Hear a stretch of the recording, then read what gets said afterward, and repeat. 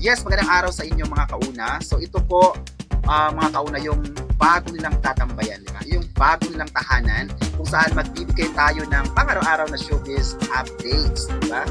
Alam ko na marami na sa ating mga kauna ngayon ang gustong mapapanood or malalaman nila kung ano yung mga latest ganap sa mundo ng showbiz. Yes, partner. Yes, of Tama course. ka dyan. Yes. Tama. Yes, at ipapagpapakila rin tayo ngayon, no? So ako po si Kauna Kenneth. Ako naman, si Kauna Marimar. At ako naman, si Kauna May. Yes, of course. So sa tahanan ng showbiz kung saan Una sa chikahan. Una sa latest. Una, balita. balita. So ngayon po ay July 16, 2025 mga kauna. So marami po tayong dapat na i-share sa ating mga taong mga nanonood ngayon. Siyempre, yung mga latest na kaganapan sa mundo ng showbiz. So may mga narinig pa kayo mga latest na updates. Yes, sa showbiz. partner. Yung Madaming partner. yung Kim Pao partner na maganda. Yes, Yes. yung Kimpaw, isa sa trending love sa bansa ngayon. Actually, sa yung isa sa pinakamaganda. Yes, of course. And I agree with that, no? Kauna. Alam ko na marami talaga ang mga naghihintay. Kimpawlandia, ito yung grupo kauna ng Kimpaw groups kung saan nagbibigay sila ng support sa dalawang sikat na family stars, sina Kim Chiu at Paula Paulo Abelino. Abelino. At yan yung una nating tatalakayin dito. Kung ano nga ba yung latest na ganap sa Kimpaw. Ang una dito is malalaman natin kung ano nga ba yung latest kaganapan sa Kimpaw. Alam ko na marami na sa ngayon, lalo-lalo na ngayon yung Kimpawlandia na grupo ay naghihintay kung ano nga ba yung latest na kaganapan. Siyempre, may bago silang proyekto ngayon. Yes. Yung The Alibay. Yung alin. Yes, yung Pasikat na nila ngayon. Yes, tama ka. At alam mo ba, na nung nasa Cebu yung first eksena nila, at alam mo ba, marami yung mga nagulat. Kasi, Yes, yung mga fan nila. Dahil sa Yung mga pasikat. fan nila, nagulat sila sa kakaibang atake ng mga karakter nila Kim Chiu at Paula Abelino. Diba? Ano yung kasi ang lakas na chemistry nila dalawa? Yes, tama ka. So, kahit marami alam ko na mayroong mga intriga pa rin sa Kimpaw na itatambal si Paula Abelino sa ibang mga artist at si Kim Chiu naman na itatambal sa ibang artist. Pero may mga fans na ayaw nilang itatambal yung dalawa sa ibang artist. Hindi sila papayag kasi Yes, totoo. Hindi sila papayag na makapariha itong sina Paula Abelino at Kim Chiu sa ibang artist. siguro partner, hindi na nila itatambo si Kim at si Paulo.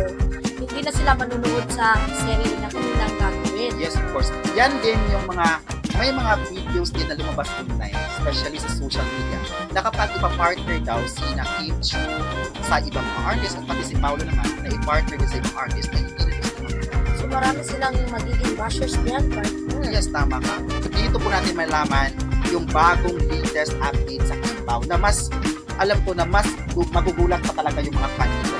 Diba? So aside from The Alibay, fresh from the latest update from Kimpaw na magkakaroon sila ng bagong project. Yun Bagong yung project. crash landing on you. Yes. At alam mo ba, yung crash landing on you ay pinag-usapan na ito Yes. with the people's na ABS-CBN. At napag-isipan nila na ilalabas daw ito sa taong 2026. So nag-aabang na talaga yung mga Pero fan parang nila. Siguro, kasi ayon din sa mga kilalang mga source or sa ilang insider na pinaplanuhan nila yung mag-shoot or magkakaroon ng taping or simula na yung taping nila para daw maipapalabas ito ng maaga sa ABS-CBN. Siguro sa ABS-CBN ito papalabas. Sa this year ata. Magte-trending na naman yan, mga chika. So, alam ko na aminin natin na marami naman talaga mga tambalan dito. Marami na tulad yan ang tulad ng mga dati-dati. Katmen. Oo. Ayun. Tapos may mga chide, diba? Oo. Dong yan. Yes, marami talaga mga love teams sa bansa. At alam mo ba yung maganda dito, yung Kimpaw is talagang sikat talaga dito Sobrang sa bansa. sikat talaga At saka nila hindi ngayon. lang sa Yung lakas nila. hindi lang sa Pilipinas kasi umabot yung fandom nila hanggang sa Ibang bansa. Baka naman siguro sila na talaga yung pinarhana. Yes, sana nga. Diba? At alam mo ba, yung nanood ako ng mga videos online, marami akong mabasa mga comments doon kapag ang video ay tungkol sa Kimpaw. Alam mo, pinaglalaban nila doon. Daming views. Napakaraming views. Mm. Napakaraming reactions ng mga netizens. Yes, at alam ko na sa bagong serie nila yung Crash Landing on You na sana for sure. Yes, for sure. Na sana matutuloy. Diba? Tutuloy. Sana. Yes, sana nga. Kasi nga, yung tungkol naman sa The Alibay, di ba, hindi inakala ng lahat na magkakaroon kasi request ng mga fans yun. Na susundan daw yung yung first ever exposure at pagtatambal ng Impaw ay yung linlang. Diba? Yung linlang na ipinalabas nga. Doon talaga sila sumikat. Yes. Ipinalabas dun sa ABS-CBN. Oo, doon sila sumikat at doon sila nakitaan ng chemistry dalawa. Yes. At alam mo, marami sa mga viewers nga ang nagre-request yung mga kung Impaw fans, yung mga panay, na sabi nila, sana magkakaroon ng bagong serie ng Impaw. At alam mo ba, iniligin yung kahilingan nila kasi nagkaroon nga early this year, last April, nagkaroon sila ng bagong yung My Love Will Make You Yes. Diba talagang hako talaga yung, alam mo, yung sobrang sikat ng movie na yun. Hanggang hindi lang dito, hindi na split. Yes, ang bagong details sa kanila, ipinalabas na yung Win Lang at saka yung My Love Will Make You sa sikat ng Stephen ang Netflix. Yes, at alam mo yung mga kauna, sa ilang araw pa lang na ipinabas yung isang movie ng Impaw na may Love Will Make You isang ilang na TV series version ay nag-number 1 siya sa Netflix. At ito yung ikinagulat ng mga fans. Di ba kauna Mike, kapag tapos na, ipapalabas sa TV, so maapektuhan, di ba? May iba, hindi naman manonood kasi napanood nila yung episodes. Pero binabalik-balikan. Yes, pero dito, binabalik-balikan nga ng mga fans. Kasi ang ganda kasi. Yes, at hindi yung, di ba sinabi natin kanina na yung Impaw ay best love. At talagang kinilala sila sa iba't ibang award-giving bodies sa bansa. Yung dati, yung Entertainment Awards this year, nanalo ang Impaw. Yes. Kung anong awards yun, hindi yung hindi ako nagkakamali sa Voice or PP Choice Awards ba yun or sa Entertainment Awards, nanalo ang Impaw ng Best Love Song.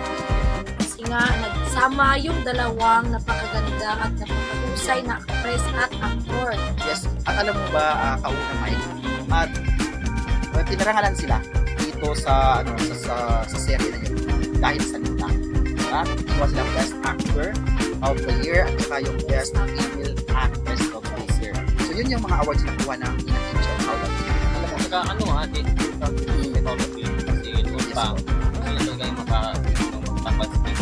yes, sino ba naman ang hindi gusto yung tampal? Parang crush na niya si YouTube. Yun yung narinig mo? Oo. Okay.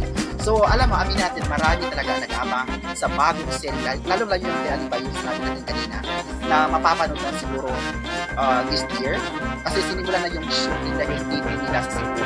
At alam mo, nakakagulat is marami na yung mga fan ang hindi mapigilan na kukuha mga pictures at doon na nga.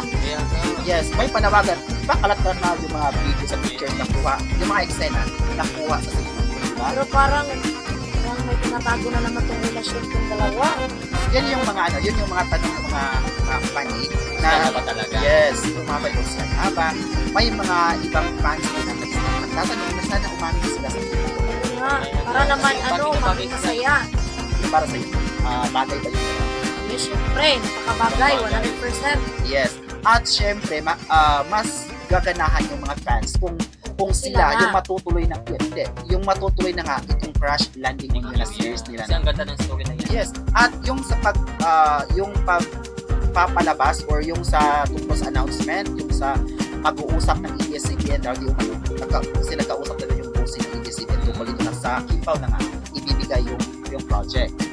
Diba? So alam mo, yung mga fan dito is nagulat sila or excited sila na mapapanood at sa kanila na maibigay yung ganitong serye. Kasi sikat itong crash landing nyo. Diba? Sa labas, kahit sino yung mga malalaking bigating stars or mga bigating stars sa Korea, ay sila yung gumanap dito. So dapat aabangan ng lahat kung ano nga ba or kung sa kanila ba talaga yung final decision na ibibigay yung serye na ito. Tama Crash ka landing. yan. Diba? Kasi may mga nagsabi din na baka mabigyan ng justisya or mabigyan nila ng tamang atake yung mga character sa Crash Landing. Diba? So sana nga. Posible kasi Yes, mahusay nilang mga artista sa ABS-CBN. Nagsasama-sama na talaga ang mga mahuhusay na artista. Yes, at yung bago nga na kakabalik lang kay Paula Pinigis Star Magic. Yes. mula sa dati niyang management, tapos bumalik din siya sa Star Magic. So siguro maraming mga magaganap na proyekto pa ang ibibigay kay Paolo. So ito yung dapat aabangan ng mga panay, yung team Paulandia, kung sila nga ba yung bibigyan ng final na bibigyan ng project ng Crush Ganyan. Sana nga, partner. Sana nga. Babalik ABS-CBN ng isang Yes. sikat na actress. Hindi na po yun. Yes, Tina Bonnie. Diba? At alam mo, para sa alam na lahat, si Tina Bonnie naman nasa kamuso. Sa kanila yung abot ka naman. Yes. Oo. Isa niya doon. Isa niyang Ano siya gumalapit. Kita siya ni Diba? So magaling. So at nagkaroon din sila ng yung abot kamay na pangarap is isa sa longest diba? Drama ng Kapuso. Aminin natin na talaga Ang tagal nun. pumatok talaga, tinangkilik ito ng mga Kapuso viewers at hindi lang Kapuso kasi nagkaroon din sila ng ng pagpapalabas sa ibang bansa. So, dahil sa kasikatan ng isang drama na ito. So ito yung magaling na actress. Ayon pa sa chika, at ayon pa sa mga chika ng mga kauna, itong si Kapuso actress na si Tina Bonnie, ayaw niya, kapag tinatanong siya kung ano nga bang yung network, syempre, di ba, kapag nilipat ka or kakaroon ka ng isang serye, tatanungin ka, anong network ba? Dapat lumipat siya, di ba? Kapuso siya, tapos lumipat siya ng kapatid. Well, ang sagot naman, ayon sa sagot niya, sa isang pahayag sa interview sa media, kasi mayroon siyang bagong talk show, isa siyang online talk show na So, gagawin yan ngayon. talaga yung mga tanong ng mga netizens kung bakit siya piliin niya Yes. yung ABS-CBN. Oh, pero ayon sa naging pahayag niya, is wala siyang network. Wala na siyang okay. network. So anytime pwede siyang gumawa ng mga serye sa kahit anong network. Yung sabi niya. Kasi sa panahon na is dapat practical. Ganun talaga yun. Ito yung nakakaloka mga kauna. Nadulas yung isang Kapuso actress na si Tina Bonnie sa isang interview na hindi akalain ng mga nakapanood doon na magkakaroon pala siya or magbabalik siya sa Philippines. Kasi sabi niya na magkakaroon daw siya kasi tinanong siya ng isang sa media kung ano nga ba yung mga dapat aabangan ng mga actors. Mag-project ba siya or wala. Ayon sa naging pahayag niya is magkakaroon siya ng isang serye or teleserye sa Philippines. At alam mo, yung Dreamscape hindi na.